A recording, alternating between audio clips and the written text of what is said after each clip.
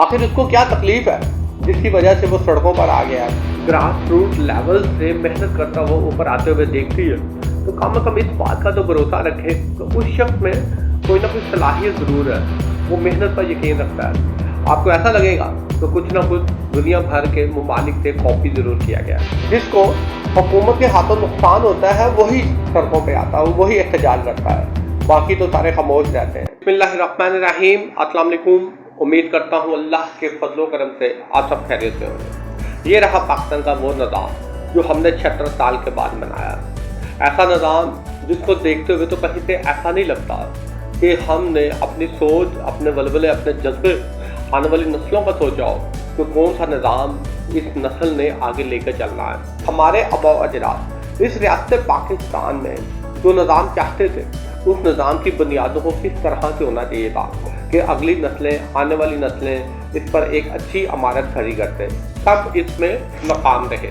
ऐसा लगता है जो भी हुकूमत में आया उसकी जितनी सोच थी या उसकी सोच का जितना मेयार था उसने दुनिया भर के निज़ामों से कुछ ना कुछ लेकर कॉपी पेस्ट ज़रूर किया। मैं यकीनन दावे से कह सकता हूँ आप एक दफ़ा इस निज़ाम पर नज़र दराएं तो आपको दुनिया के हर निज़ाम की कोई ना कोई छल ज़रूर मिलेगी। आपको ऐसा लगेगा तो कुछ ना कुछ दुनिया भर के ममालिक से कॉपी ज़रूर किया गया। अगर ऐसा है तो फिर उन लोगों की अपनी सोच, अपनी अकल का मेयार कहाँ पर था? अगर उन लोगों के सोचने का अंदाज़े फ़िक्र ऐसा था तो फिर अब हमें ये सोचना होगा, अवाम को भी अपने हुक्मरानों का इंतखाब करने के लिए एक बहुत बड़े लाहे अमल की ज़रूरत है। अवाम को सोचना होगा कि जिसको अपना हुक्मरान देखना चाहते हैं उसका इल्मी शऊर कितना है, वो कितना टैलेंटेड है, वो अपने शोबे में कितनी महारत रखता है। लेकिन पाकिस्तान में ये बात भी एक लम्हा फिक्री है कि अगर अवाम किसी एक शख्स को ग्रास रूट लेवल से मेहनत करता वो ऊपर आते हुए देखती है तो कम से कम इस बात का तो भरोसा रखे तो उस शख्स में कोई ना कोई सलाहियत ज़रूर है, वो मेहनत पर यकीन रखता है। मेहनत से अगर उसने पाकिस्तान में अपना मकाम बनाया तो कोई तो बाज़ लाजमी उसके अंदर हो गई। मगर अफसोस वाली बात तो ये है कि अगर हम किसी शख्स को मेहनत करके अपना मकाम बनाते हुए देखते तो फिर भी उस पर भरोसा करना, यकीन करना हमारे लिए बड़ा मुश्किल हो जाता है। वो इस्लामी रियासत और उसका हुक्मरान हो तो वो हुक्मरान कभी भी अपनी रआया के साथ नाइंसाफ़ी नहीं कर सकता, ज़्यादती नहीं कर सकता, डंडे के ज़ोर पर अपनी बात को मनवाने का किसी किस्म का कोई हक नहीं रखता।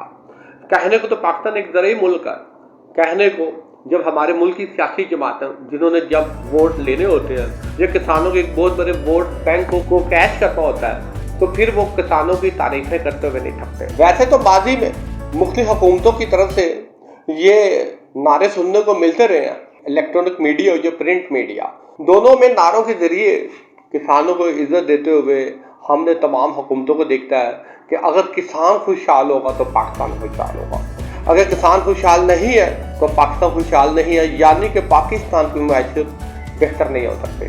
पाकिस्तान की मैशत ज़्यादातर ज़राअत पर चलती है।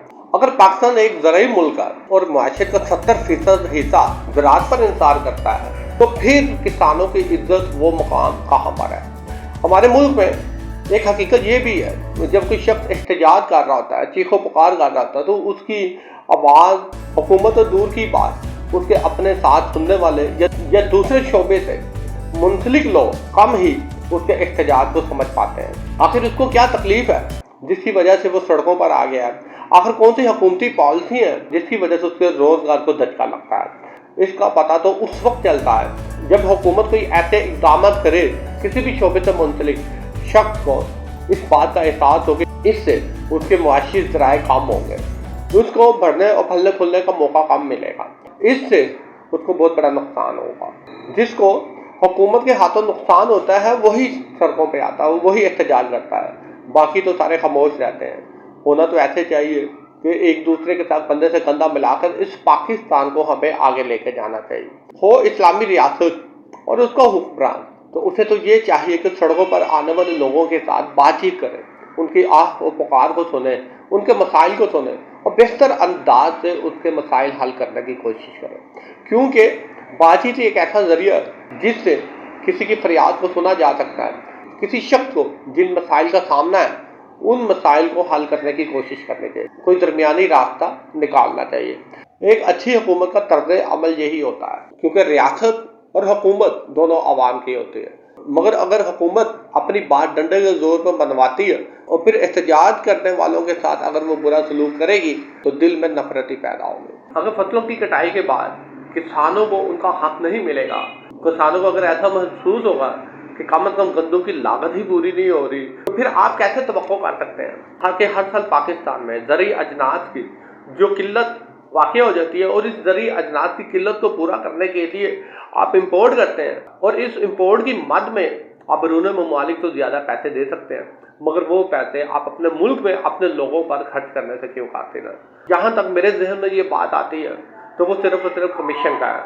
अगर हुकूमत इतनी बड़ी मिकदार में गंदम पहले ही इंपोर्ट क्यों की थी, और इस जल्दबाजी में लाजमी किसी न किसी को अपनी कमीशन की पड़ जाऊंगी। शुक्रिया।